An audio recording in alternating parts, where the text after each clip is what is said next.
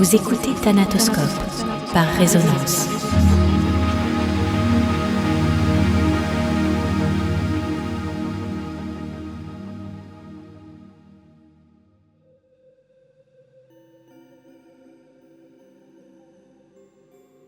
Nous avons toujours imaginé la fin du monde comme bruyante. Un vacarme composé d'explosions, de cris, de bang bang bang de pistolets automatiques. Un grand boom. Et après ça, peut-être enfin, Le silence. Mais la fin de l'humanité, et non pas du monde, est bien plus silencieuse que ça en réalité. bien plus sombre aussi. Elle a lieu sur un temps bien plus long. Elle n'est pas soudaine, elle n'est pas surprenante. Elle est attendue. Il y en a eu au début, du bruit. Brouhaha encombrant, accompagnant invariablement les différentes guerres, leurs massacres sine qua non et les multiples migrations. Mais le bruit, c'est le signe de l'espoir. C'est le signe qu'on se bat encore pour survivre. C'est le flap-flap du poisson qui se débat et frétille pour regagner l'eau. C'est les pleurs d'un enfant qui espère qu'on viendra l'aider, qu'on apaisera sa douleur. Un enfant ne pleure pas si personne n'est là pour le réconforter. C'est une fois que l'espoir s'est épuisé que le silence est arrivé. Lentement, il s'est installé parmi nous avec la résignation. Maladie, intoxication, conflit, catastrophe. La population totale a fini par diminuer, C'est comme s'il cherchait activement à nous faire disparaître. comme s'il voulait accélérer notre fin. Et malgré tout, nous perdurions. Moins qu'avant, certes. Mais aucun événement n'a complètement eu raison de nous.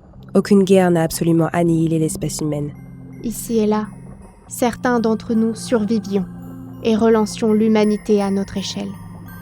Certes, après quelques générations, il n'y a plus eu assez d'êtres humains pour faire fonctionner nos infrastructures. Les différentes usines ont fermé. Nous avons cessé de construire, ne vivons plus que de l'ancien. Et nous avons fini par accepter notre destin. La course à l'amélioration était derrière nous.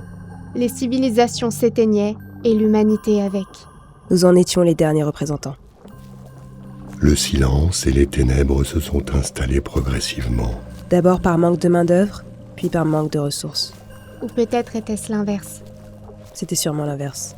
Il n'y avait plus d'uranium depuis longtemps. Le pétrole était déjà une vague légende urbaine.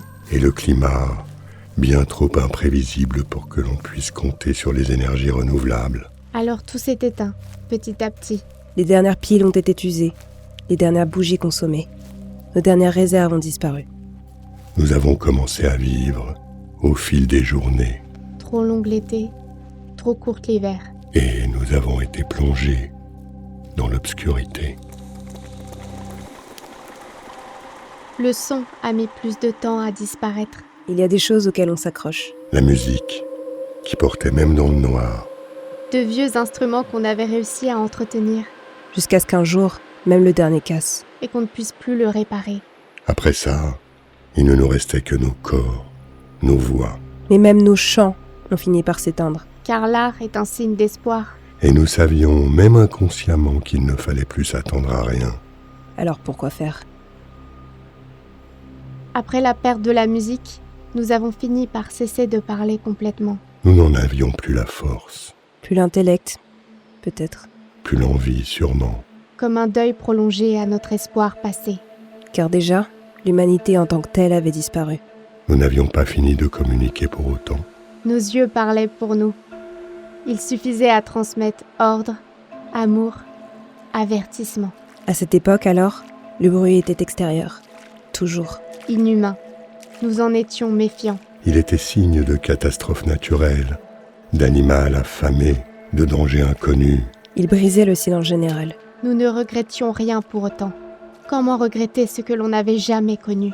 Mais il y avait un certain réconfort dans ce silence. Nous n'avions pas à prétendre. Pas à mentir. Pas à nous inquiéter pour notre futur. Nous n'en étions plus au stade de nous battre pour des ressources, Nous vivions passivement, sans attente. sans crainte de la mort presque. Nous nous regardions. C'était assez. Nous étions sereins.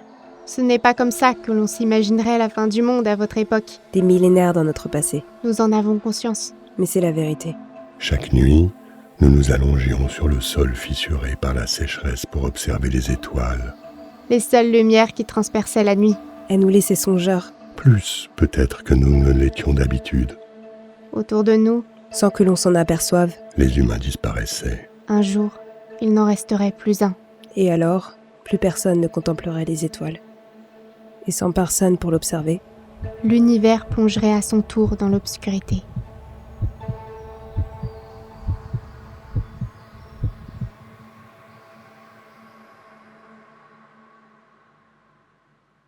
Cet épisode a été écrit, réalisé et produit par Cypriane Ligère, avec Eléa Scharf, Dorine Herschen et Laurent Laubier. Ingénieur son, Mathéo Henel et Alban Tavernier. Monteuse, Cypriane Ligère. Mixeuse, Léa Lotz. Casting et direction d'acteurs, Axel Brugerolles de Fraissinet et Cypriane Ligère. Script, Cassiopée Boyaval. Assistant à la réalisation, Majd Al-Samori et Maëlys Bueb. Compositrice du thème principal, Léa Lotz. Si vous avez aimé ce podcast, n'hésitez pas à le noter, à vous abonner et à nous suivre sur Instagram. résonancepod.production.